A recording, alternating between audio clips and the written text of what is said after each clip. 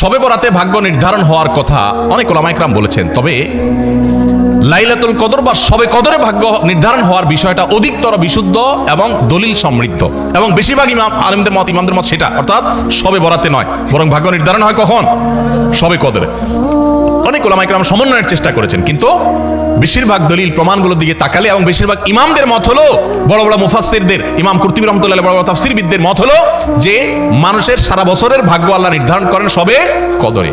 যাই হোক, যখনই আল্লাহ রাব্বুল আলামিন ভাগ্য নির্ধারণ করেন, বিশেষ শবে কদর ঠিক করেন, তার দলিল কি? কোরআনে কারিমে একটা সূরা আছে, নাম হলো সূরা দুখান, আয়াত নম্বর 3 এবং 4।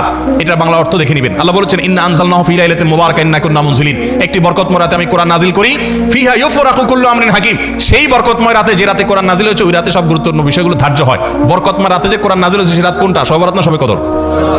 কারণ কোরআনে সূরা কদর আল্লাহ বলছেন, ইন্না আনজালনাহু ফি লাইলাতিল কদর, তাই লাইলাতুল কদরে কোরআন নাজিল হয়, আর সেই রাতে আল্লাহ গুরুত্বপূর্ণ বিষয়গুলো ধার্য করে। এখান থেকে বোঝা যায় শবে কদর ভাগ্য নির্ধারণ হয়। যাই হোক, যখনই হয়, আমরা ভাগ্যে যেন ভালো কিছু পাই, আমাদের ভাগ্য যেন সুপ্রসন্ন হয়, নসিবে যেন ভালো কিছু লেখা হয়, বাজেটে যেন ভালো কিছু থাকে, আমরা চাই না?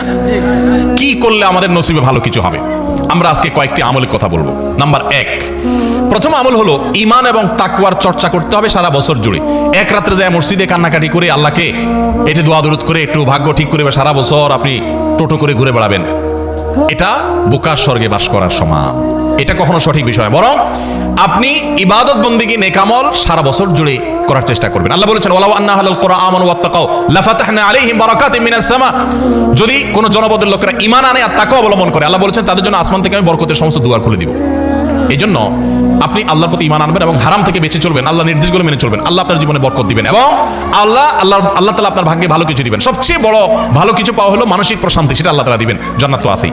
2 নম্বর আমল হলো ইস্তিগফার করবেন, গুনাহ মাফ চাইবেন, আস্তাগফিরুল্লাহ ওয়া আতুবু ইলাইহি। যারা বেশি বেশি পড়ে, আল্লাহ তাদের রিজিকে বরকত দান করে, ইনকামে বরকত দান করে। আল্লাহ বলেছেন, ওয়া ইউমদিদুকুম বিআমওয়ালিন ওয়া বানিন। যারা ইস্তিগফার করে, তাদেরকে আল্লাহ সম্পদ এবং সন্তান দিয়ে সমৃদ্ধ করেন, তাদের ভাগ্য ভালো কিছু হয়। এজন্য বেশি বেশি আস্তাগফিরুল্লাহ পড়বেন, আস্তাগফিরুল্লাহ আস্তাগফিরুল্লাহ, যত রকমের ইস্তিগফার আছে পড়বেন।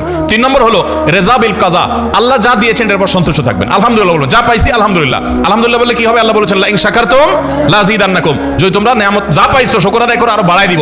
তাহলে আপনার ভাগ্যে যদি আরো বেশি কিছু থাকুক আপনি চান, তাহলে সেই ক্ষেত্রে আপনার শুকরিয়া আদায় করা শিখতে হবে। 3 নম্বর। 4 নম্বর হলো সাদাকা, দান সাদাকা। এটা বিপদ আপদ থেকে মানুষকে রক্ষা করে, মানুষের জীবনে বরকত এনে দেয়, এজন্য সাধ্য অনুযায়ী দান সাদাকা করা। 5 নম্বর হলো আল্লাহর কাছে দোয়া করা। কোন ভাগ্য আল্লাহ পরিবর্তন করে দেন দোয়ার মাধ্যমে, লা ইয়ারুদ্দুত তাকদির ইল্লা দুআ। দোয়া এটা তাকদিরকে পর্যন্ত পরিবর্তন করে দেয়। কিছু কিছু তাকদির আছে পরিবর্তনশীল, এগুলো দোয়ার মাধ্যমে পরিবর্তন। এজন্য দোয়া করতে থাকে, আল্লাহ আমার নসিবের জন্য ভালো কিছু থাকে, মন্দ কিছু থাকলেও তুমি সেটা দূর করে দাও, দোয়া করতে থাকা, তাহলে ভাগ্যে ভালো কিছু পাবেন। এবং 6 নম্বর হলো আত্মীয়তার বন্ধন রক্ষা করা। বুখারীর হাদিস, নবী সাল্লাল্লাহু আলাইহি ওয়াসাল্লাম বলেছেন, মান সাররাহু আন ইউবসাতা লাহু ফি রিজকিহি আও ইউনসা লাহু ফি আথারিহি ফালিয়াসিল রাহিমা। যে ব্যক্তি চায় তার হায়াতে আল্লাহ বরকত দেখ, তার রুজিতে বরকত দেখ, সেজন্য আত্মীয়তার সম্পর্ক রক্ষা করে। চেষ্টা করব না ইনশাআল্লাহ।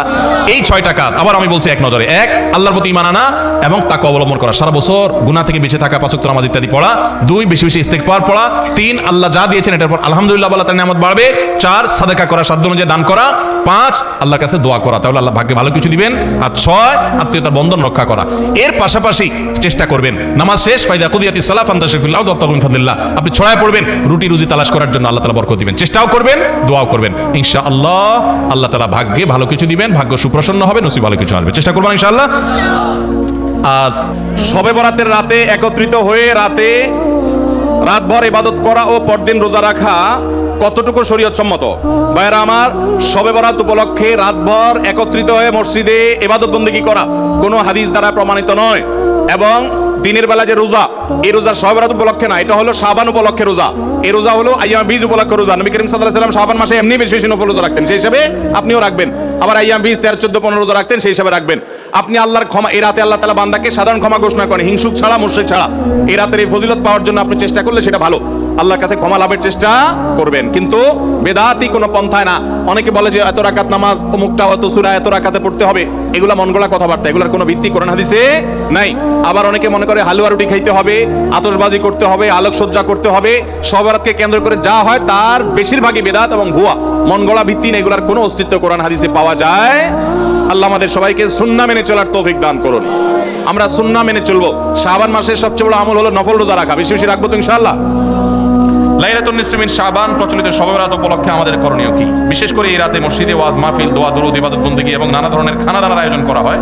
কোরআন সুন্নাহর আলোকে এগুলো ঠিক কিনা জানালে উপকৃত হব। ভাইরা আমার, লাইলাতুন নিসফি মিন শাবান যেটাকে আমরা শবে বরাত বলি, এই লাইলাতুন নিসফি মিন শাবানে আল্লাহ তাআলা হিংসুক এবং মুশরিক ছাড়া বাকি মানুষদেরকে, বাকি মুসলমানদেরকে আল্লাহ তাআলা সাধারণ ক্ষমা ঘোষণা করেন মর্মে একটা হাদিস আছে। এছাড়া আরো বেশ কিছু হাদিস আছে যেগুলোর কোনো অনেকগুলো সনদের মধ্যে কিছুটা দুর্বলতা আছে, কিন্তু মোটের পরে এ রাতের ফজিলত সুসাব্যস্ত এবং প্রমাণিত। কিন্তু এর মানে এই নয় যে এই রাতকে কেন্দ্র করে আমরা যা করি আমাদের দেশে তার সব সঠিক। আমাদের দেশে লাইলাতুল বরাতে মানুষের যে ভিড় মসজিদগুলোতে, এটা তো ভালো জিনিস যে মানুষ মসজিদে আসছে, কিন্তু অন্যদিন না এসে এই রাতে বেশি আসার কারণটা কি? লাইলাতুল কদর বেশি ফজিলতপূর্ণ নাকি এই রাত বেশি ফজিলতপূর্ণ? লাইলাতুল কদরের সাথে কোনো তুলনা চলবে? সেই রাতে মানুষ কি এত বেশি ইবাদতের চেষ্টা করে? তাহলে এই রাতে এত বেশি চেষ্টার রহস্যটা কোথায়? রহস্য হলো আমাদের দেশে মানুষ মনে করে যে এই রাতে ভাগ্য ঠিক হয়, অতএব সারা বছর যাই করি না করি এই একটা রাত মসজিদে গিয়া আল্লাহ বিল্লাহ করে যদি সারা বছরের ভাগ্যটা ঠিকঠাক করা যায়, এরপর আর মসজিদে যায় কিনা। এই চালাকি করলে কি ভাগ্য ঠিক হয়ে যাবে? ভাইরা আমার, লাইলাতুন নিসফি মিন শাবানকে কেন্দ্র করে বহুবিধ বিদআত, বহুবিধ বাড়াবাড়ি, বহুবিধ কুসংস্কার আমাদের সমাজে আছে। এক সময় তো প্রচুর পরিমাণ পটকা ফুটাফাটি চলতো।